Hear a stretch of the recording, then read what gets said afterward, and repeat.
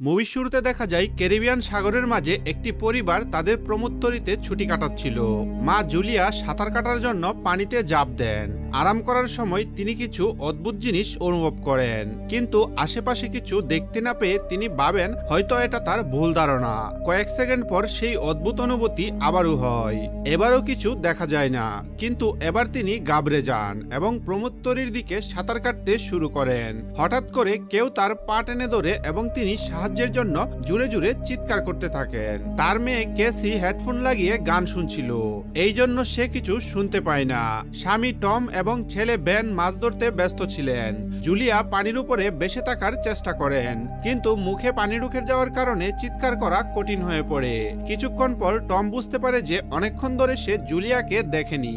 সে প্রমোত্তরিতে তাকে খুঁজে এবং তারপর তার স্ত্রীকে বিপদে দেখতে পায়। সে বাচ্চাদেরকে ডাকে, প্রমোত্তরিটিকে সেই দিকে নিয়ে যায় এবং নিজে পানিতে ঝাঁপ দেয়। দ্রুত জুলিয়ার কাছে পৌঁছে তাকে ধরে এবং প্রমোত্তরির দিকে সাঁতার কাটে। বাচ্চারা দুজনকে উপরে টেনে তুলে। পরিবার জুলিয়াকে সুস্থ করে তুলে, কিন্তু জুলিয়া নিজেকে বুঝায় যে হয়তো ঢেউয়ের কারণে এমনটা হয়েছে। রাতে সবাই মিলে বেনের জন্মদিন পালন করে। কেসি তার বয়ফ্রেন্ডের ফোন পায়। সে ল্যাপটপ নিয়ে বাইরে চলে যায়। ভিডিও কলে তার বয়ফ্রেন্ড দেখায় যে শহরের উপরে বড় বড় কালো মেঘ জমেছে। কলটি তখন হঠাৎ করে আটকে ফ্রিজ হয়ে যায়। কেসি এই কথা পরিবারকে জানাতে আসে, কিন্তু টম বলে যে হয়তো জমি থেকে দূরে থাকার কারণে সিগন্যাল দুর্বল। তখনই সবাই একটি শব্দ শুনতে পায়। তারা সবাই বাইরে যায় এবং দেখে যে তিমির একটি দল পাশ দিয়ে চলে যাচ্ছে। টম বুঝায় যে তিমি মাছ সবসময় পৃথিবীর চৌম্বক ক্ষেত্র অনুসরণ করে, কিন্তু যখন ঝড় আসে তখন তারা বিভ্রান্ত হয়ে যায় যে কোন দিকে যাবে। হঠাৎ প্রমোত্তরিটি জুড়ে জুড়ে কেঁপে ওঠে এবং সেই সাথে ব্যান পড়ে যায়। টম চিন্তিত হয় যে প্রমোত্তরিটির কোনো ক্ষতি হয়েছে কিনা, তাই সে সেটা দেখার জন্য ডুব দিয়ে নিচে পরীক্ষা করতে যায়। কিছুক্ষণ পর সে আবারও উপরে উঠে আসে, কিন্তু তার কাঁধে একটি বড় ক্ষত থাকে। জুলিয়া তার ক্ষত সেলাই করে। টম জানায় যে পানির নিচে তার এমন মনে হয়েছিল যেন তার পিছনে কোনো বিশাল একটা জিপ ছিল, কিন্তু যখন সে ঘুরে তাকায় তখন প্রপেলার থেকে কেটে যায়। সে বলে যা ছিল তা খুব বড় ছিল। টম প্রমোত্তরিতে অনেক ক্ষত দেখতে পায়, তাই তাদের সাহায্য চাইতে হয়। জুলিয়া বারবার রেডিওতে চেষ্টা করে এবং কেসিও ফোনে সিগন্যাল খুঁজে, কিন্তু কোনো কিছুই কাজ করে না।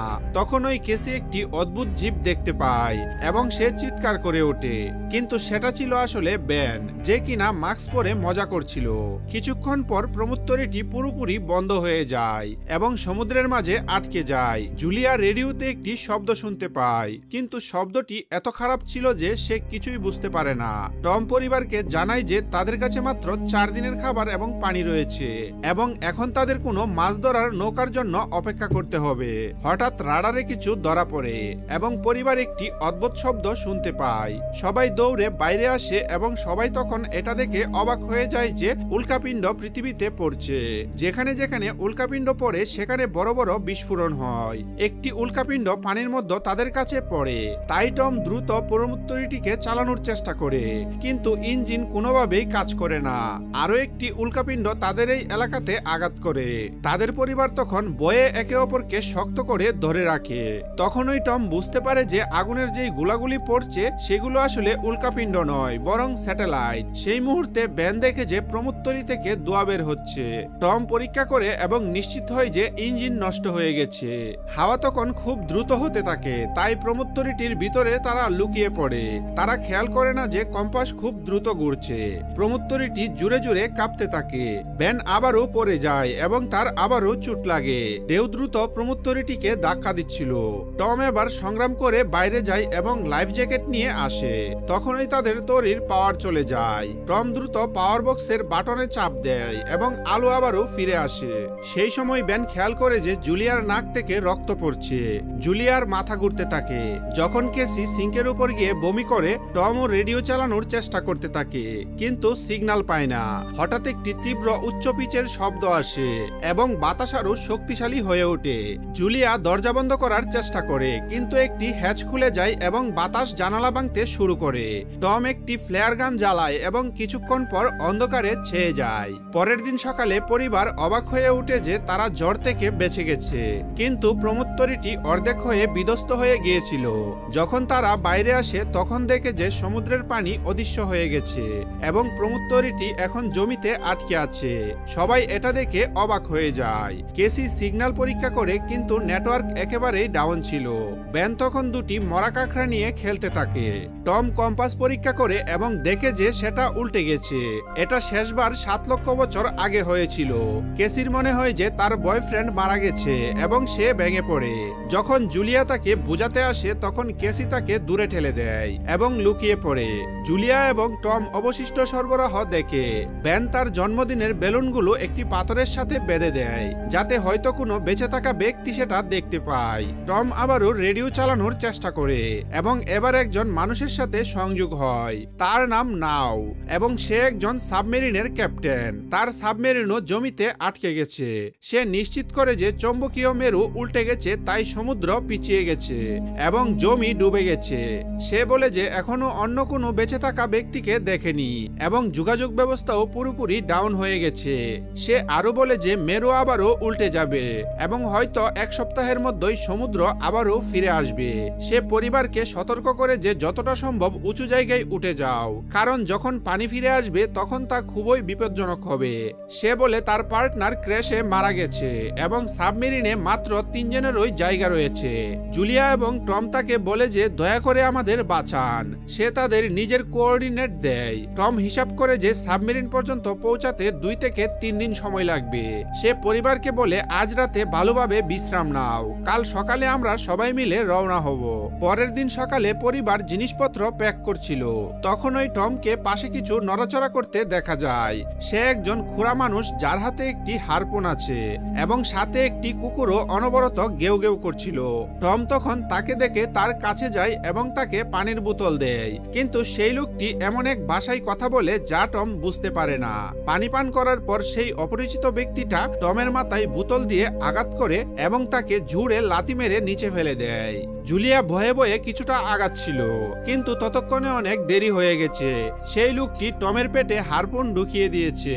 টম কিছুক্ষণ ছটফট করে এবং তারপর সে তার গলাও কেটে দেয়। তারপর সেই লোকটি জুলিয়ার পিছনে ছুটে যায় এবং তার উপরও হারপুন ছুঁড়ে মারে, যার ফলে তার কাঁধে চোট লাগে। জুলিয়া তখন ব্যথা সহ্য করে প্রমোত্তরীর ভিতরে ছুটে যায় এবং বাচ্চাদেরকে বলে যে জলদি লুকিয়ে পড়ো। সে দরজা লক করে দেয়। কেসি এবং বেন সোফার ভিতরে ঢুকে যায়। জুলিয়া তাদের ফ্লেয়ার গান ধরিয়ে দেয় এবং নিজে একটি ছুরি নিয়ে বাথরুমে লুকিয়ে পড়ে। সেই লোকটি দরজায় জুড়ে জুড়ে ধাক্কা মারে এবং অবশেষে ভিতরে ঢুকে যায়। প্রথমে সে কিছুটা খাবার নেয় এবং তারপর প্রমোত্তরীতে এদিক ওদিক খুঁজতে থাকে। তারপর বাথরুমের দিকে ছুটে চলে যায়, কিন্তু জুলিয়া বুদ্ধিমত্তার সাথে একটি ছোট গর্ত দিয়ে বাইরে বেরিয়ে যায়। সেই লোকটি ভাবে যে জুলিয়া পালিয়ে গেছে, কিন্তু যেই সে ধীরে ধীরে বের হতে শুরু করে তার কুকুরটি তাকে দেখে ফেলে এবং গেউ গেউ করতে শুরু করে। কুকুরটি তার উপরে ঝাঁপিয়ে পড়ে, তাই জুলিয়া ছুরি দিয়ে তাকে মেরে ফেলে। কুকুরের চিৎকার শুনে সেই লোকটি বাইরে আসে এবং তার কুকুরের লাশ দেখে তার রাগে ফেটে যায়। এই সুযোগে জুলিয়া প্রমোত্তরীর অন্য পাশ দিয়ে ভিতরে ঢুকার চেষ্টা করে। সে উপরে উঠে ভাঙা জানালা দিয়ে ভিতরে ঢুকার চেষ্টা করে, কিন্তু সেই লোকটি আগে থেকেই সেখানে পৌঁছে যায়। সে তাকে ধরে ঝুড়ে ঘুষি মারে, যার ফলে সে নিচে পড়ে যায়। জুলিয়া আসবাবপত্র ধরে বাঁচার চেষ্টা করে, কিন্তু সেই লোকটি তাকে লাথি মেরে ছুঁড়ে দূরে ফেলে দেয়। তারপর সে তার কবজির উপর পা রাখে যাতে সে ছুরি ছেড়ে দেয় এবং তারপর তার চুল ধরে তার মুখ মাটিতে আছড়ে ফেলে। এরপর সোফার উপর ফেলে তার গলা টিপতে শুরু করে। বাচ্চারা এসব কিছু দেখছিল। কেসি বাইরে বেরিয়ে ফ্লেয়ার গান চালায়, যা সরাসরি গিয়ে সেই লোকটির উপরে লাগে। সে জ্বলে ওঠে এবং প্রমোত্তরীতে আগুন ছড়িয়ে পড়তে থাকে। বাচ্চারা তখন দ্রুত পালিয়ে যায়, কিন্তু জুলিয়া ফিরে আসে। সে তাকে একটি লাথি মেরে ফেলে দেয়। ম্যাপ এবং ব্যাগ তুলে নেয় এবং সেখান থেকে তারা দ্রুত পালিয়ে যায়। বেন এবং কেসি তাদের বাবার কাছে গিয়ে কাঁদতে থাকে। জুলিয়াও তাদের সাথে বসে পড়ে এবং 3 জন মিলে চোখের জলে টমকে শেষ বিদায় জানায়। তখনই সেই ভয়ঙ্কর লোকটি প্রমোত্তরী থেকে আবারও বাইরে বেরিয়ে আসে, তাই পরিবার আবারও পালাতে শুরু করে। কিছুক্ষণ পরেই প্রমোত্তরীটি একটি বড় বিস্ফোরণের সাথে উড়ে যায়। একটু দূরে দূরে চলার পর তারা একটি ছোট ঝর্ণার কাছে থামে, যাতে করে তারা একটু বিশ্রাম নিতে পারে। কেসির মনে হয় হয়তো সেই পাগল লোকটি তাদের কাছে বেলুন দেখে এসেছিল। এটা শুনে ব্যান নিজেকে দোষী মনে করতে শুরু করে। জুলিয়া তাকে বুঝায় যে এতে তোমার কোনো দোষ ছিল না এবং সবাইকে এগিয়ে যেতে বলে, কারণ সেই লোকটি এখনো তাদের পিছনে পড়ে আছে।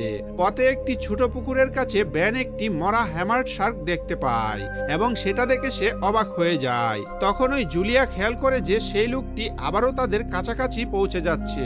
সবাই তখন দ্রুত দৌড়াতে থাকে এবং একটি বালির টিলা থেকে নিচে পড়ে যায়, যেখানে তাদের বিষাক্ত আবর্জনা দেখা যায়। তাদের পরিবার সাবধানে সেটা পার করে এবং মনে হয় যে তারা সেই লোকটি থেকে পিছু ছাড়িয়েছে। হাঁটতে হাঁটতে তাদের বড় বড় মরা সামুদ্রিক প্রাণী এবং সমুদ্রের নিচে জমা হওয়া সমস্ত প্লাস্টিক দেখতে পায়। ভ্যান ধীরে ধীরে হাঁটতে থাকে, তাই জুলিয়া বুঝতে পারে যে সে ডিহাইড্রেশনের কাছাকাছি। সে সবাইকে থামতে বলে। যখন সে পানির বোতল দেখে তখন সে ধাক্কা খায়। বোতলে কোনো রকম পানি ছিল না, সব পানি শেষ হয়ে গিয়েছিল। কেসির মনে হয় যে হয়তো সে বোতল ঠিকভাবে বন্ধ করেনি। জুলিয়া তখন রেগে তার মেয়ের উপর চিৎকার করে যে তোমার অসাবধানতার কারণে আজ পানি শেষ হয়ে গেছে। কেসি জবাব দেয় তাতে আর কি যায় আসে, আমরা এমনিতেও আর বাঁচব না। দুজনের মধ্যে লম্বা বিতর্ক হয়, তবুও পরিবারের এগিয়ে চলতে হয়। কিছুক্ষণ পর তারা একটি বিধ্বস্ত প্লেন খুঁজে পায়। ভিতরে কিছু নড়াচড়া করতে দেখে সবাই ভয় পেয়ে যায়, কিন্তু সেগুলো ছিল কিছু পাখি। পরিবার সিদ্ধান্ত নেয় যে রাত এখানেই প্লেনের ভিতরেই তারা কাটাবে। তারা কিছুটা স্ন্যাক্স ভাগ করে খেয়ে নেয় এবং জুলিয়া টমের জ্যাকেটে একটি পারিবারিক ছবি খুঁজে পায়, যা দেখে তার মন ভেঙে যায়। কেসি জিজ্ঞাসা করে, মম, আপনার এবং ড্যাডের প্রেমের গল্প কি ছিল? জুলিয়া হেসে জানায়, টম হাসপাতালে আমার রোগী ছিল। তারপর একদিন সে ফুল এবং একটি মিষ্টি কবিতা দিয়ে ভালোবাসার প্রকাশ করেছিল।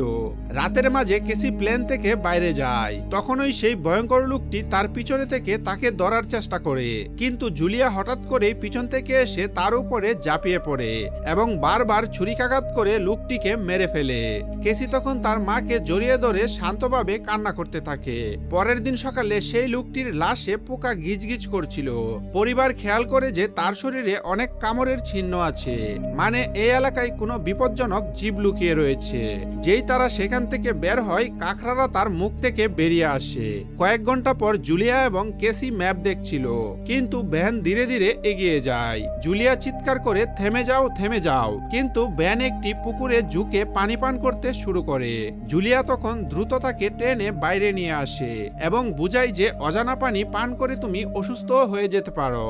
রোদ তখন খুব তীব্র হয়ে ওঠে, তাই পরিবার তাদের মাথা কাপড় দিয়ে ডেকে নেয়। ভ্যানের মাথা ঘুরতে থাকে।